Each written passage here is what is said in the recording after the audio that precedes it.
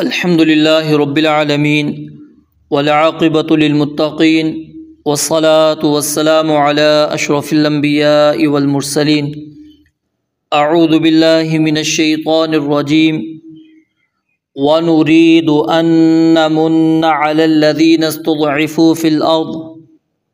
ونريد اور ہم چاہتے تھے ان نمن کہ ہم احسان کریں۔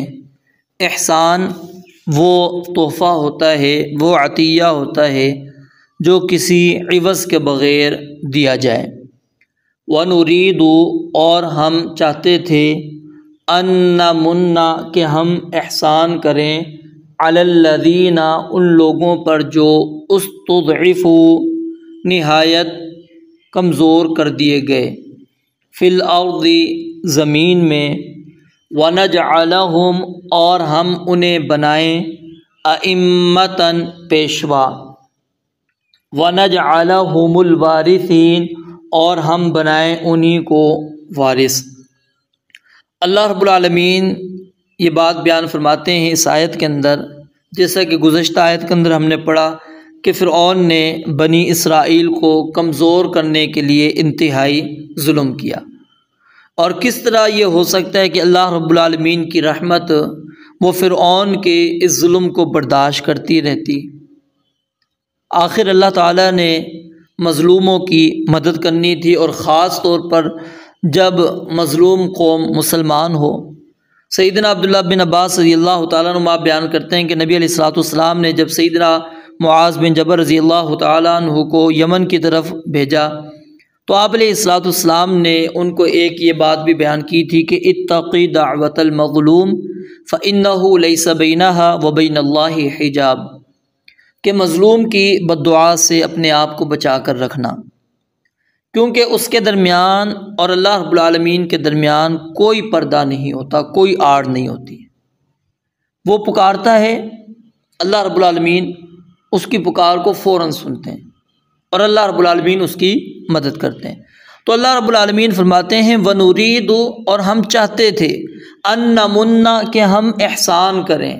کن پر؟ علی الذین استضعفوا فی الارض، اس قوم پر جو زمین کے اندر کمزور کر دیے گئے تھے، جن کے اوپر بہت زیادہ ظلم کر دیا گیا تھا۔ اب فرعون تو اس مظلوم قوم کو مکمل نیست و نابود کرنے کے لیے تیار تھا، لیکن ہمارا اللہ رب العالمین فرماتے ہیں ارادہ کیا تھا کہ ہم ان پر احسان کریں۔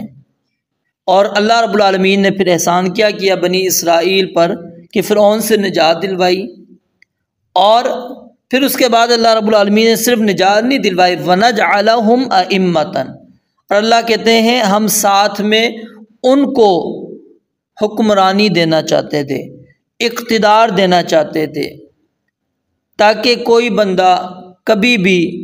کسی پر ظلم نہ کر سکے۔ اور یہاں پر اللہ رب العالمین ایک دفعہ یعنی مظلوم کو اوپر لا کر یہ چیز ثابت کرتے ہیں کہ یہ قل اللہم مالک الملک تؤتی الملک من تشاء وتنزع الملک ممن تشاء، یہ بادشاہت اللہ رب العالمین کے ہاتھ کے اندر ہے۔ وَنَجْعَلَهُمْ أَئِمَّةً، ہم ان کو کیا بنانا چاہتے ہیں؟ حکمران، اقتدار، حکومت دینا چاہتے ہیں۔ وَنَجْعَلَهُمُ الْوَارِثِينَ اور ہم ان کو فرعون اور آل فرعون کے غلبے اور اقتدار کی تمام چیزوں کا وارث بنائیں گے، جو وہ چھوڑ کر غرق ہونے والے تھے سب کچھ ان کو بنائیں گے۔ وَأَوْرَثْنَا الْقَوْمَ الَّذِينَ كَانُوا يُسْتَضْعَفُونَ مَشَارِقَ الْأَرْضِ وَمَغَارِبَهَا الَّتِي بَارَكْنَا فِيهَا، اللہ فرماتے ہیں جو مشرق و مغرب ہر چیز ہم نے ان کو دے دی۔ وَأَوْرَثْنَا قَوْمًا آخَرِينَ،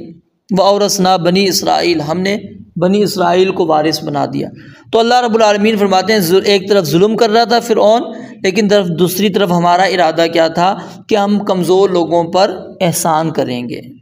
اور ہم ان کے اوپر اپنی نعمت کریں گے، ان کو ہم نجات بھی دیں گے، ان کو حکومت بھی دیں گے، پیشوا بھی بنائیں گے، اور ہم ان کو انہی کا زمینوں کا، ان کے مالوں کا، ان کی سلطنتوں کا، جو ان کے محلات ہیں، سب چیزوں کا ہم وارث بنائیں گے۔ اور یہاں پر کیا ہے، در حقیقت ہمارے لیے بھی یہ نصیحت ہے کہ اگر ہم پر ظلم ہو رہا ہے تو ایک وقت آئے گا کہ ہم ان علاقوں کے حاکم بن جائیں گے۔ اور ایسا ہی ہوا، دیکھیں مسلمانوں کو مکہ پر کتنا ظلم اور زیادتی ان پر کی جاتی تھی، لیکن جب مسلمان